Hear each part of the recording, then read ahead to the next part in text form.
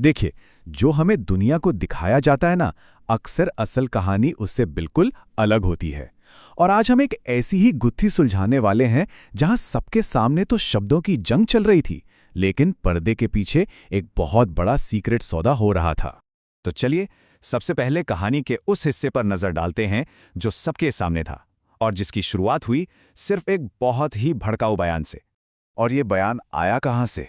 पाकिस्तान से, जो इस पूरे मामले में एक न्यूट्रल, एक तटस्थ मध्यस्थ की भूमिका निभा रहा था।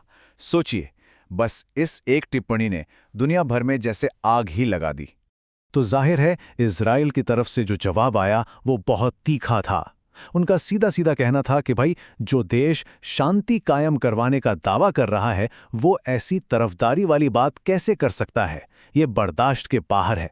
अब देखिए, जैसे ही दबाव बढ़ा वो पोस्ट डिलीट कर दी गई।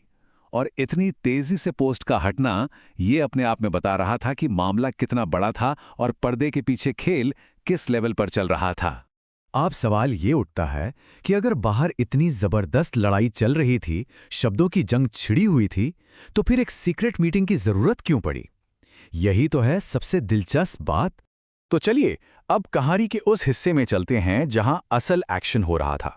और ये एक ऐसा सीक्रेट ऑपरेशन था जो किसी शांति वार्ता जैसा तो बिल्कुल नहीं लग रहा था, बल्कि किसी वॉर मिशन जैसा लग रहा था। हाँ, और ये कोई मामूली सिक्योरिटी नहीं थी। ईरानी अधिकारियों के प्लेन को सोचिए, छह पाकिस्तानी फाइटर जेट्स एस्कॉर्ट कर रहे थे। डर इतना ज्यादा था कि कहीं इजराइल रास्ते में ही उन पर हमला ना कर दे। तो सवाल ये है कि इस मीटिंग में था कौन? देखिए, ये कोई छोटे मोटे अधिकारी नहीं थे। अमेरिका और ईरान दोनों ही तरफ से बड़े बड़े नाम, सबसे ताकतवर और असरदार लोग इस सीक्रेट मीटिंग के लिए एक टेबल पर बैठे थे। तो अब आते हैं सबसे जरूरी सवाल पर कि ईरान चाहता क्या था। असल में वो इस मीटिंग में दुनिया के सबसे जरूरी समुद्री रास्ते, एक तरह से कहें तो दुनिया की नब्ज को दांव पर लगाकर आए थे। देखिए, स्ट्रेट ऑफ हॉर्मुज की अहमियत समझना बहुत जरूरी है।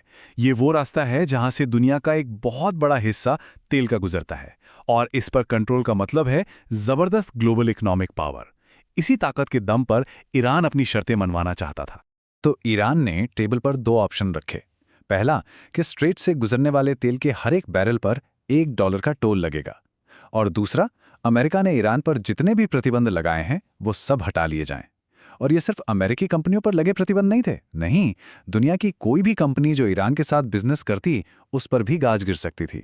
मतलब किसी भी ऑप्शन में ईरान को जबरदस्त आर्थिक फायदा होना तय था। और अगर ये प्रतिबंध हट जाते तो ईरान को सालाना करीब करीब $100 बिलियन का फायदा होता। जाहिर है, यही उनका असली मकसद था। लेकिन यहां एक बड़ा सवाल खड़ा होता है। इस स्ट्रेट के बंद होने से अमेरिका पर तो सीधा असर नहीं पड़ रहा था, तो फिर व्हाइट हाउस एक डील करने के लिए इतना बेताब क्यों था? और इसका जवाब बाहर नहीं बल्कि अमेरिका के अंदर ही था। असली दबाव इंटरनेशनल नहीं, डोमेस्टिक था। मतलब अमेरिकी राष्ट्रपति की अपनी घरेलू राजनीतिक परेशानियां। देखिए, अमेरिका के अंदर ही एडमिनिस्ट्रेशन पर दबाव बढ़ता जा रहा था। बड़े बड़े मीडिया हाउस, चाहे वो CNN हो, न्यूयॉर्क पोस्ट हो या फिर वॉल स्ट्रीट जर्नल, सब एक ही कहानी चला रहे थे कि प्रेसिडेंट ने तो ईरान के आगे घुटने टेक दिए हैं, अमेरिका हार गया है। और ये एक ऐसा नैरेटिव था जो पॉलिटिकली बहुत बहुत नुकसान पहुंचा रहा था। और इसी दबाव का नतीजा था राष्ट्रपति का ये बयान कि मैंने कोई जीत की घोषणा नहीं की है। आप देखेंगे तेल फिर से बहना शुरू होगा, चाहे ईरान मदद करे या ना करे। मतलब साफ था, उन्हें किसी भी कीमत पर एक जीत चाहिए थी, और वो भी जल्दी। तो चलिए अब देखते हैं कि फाइनल डील क्या हुई। एक ऐसी डील जो डिप्लोमेसी से ज्यादा घरेलू राजनीतिक मजबूरी की वजह से हुई थी। तो आखिर में सौदा ये हुआ, अमेरिका को मिला हॉर्मुज का फिर से खुलना और मिड टर्म इलेक्शन से ठीक पहले विदेश नीति की एक बड़ी जीत। और ईरान को क्या मिला? सारे प्रतिबंधों से पूरी तरह से राहत। यानी एक तरफ व्हाइट हाउस के लिए पॉलिटिकल विक्ट्री और दूसरी तरफ ईरान के लिए $100 बिलियन की इकोनॉमिक लाइफलाइन।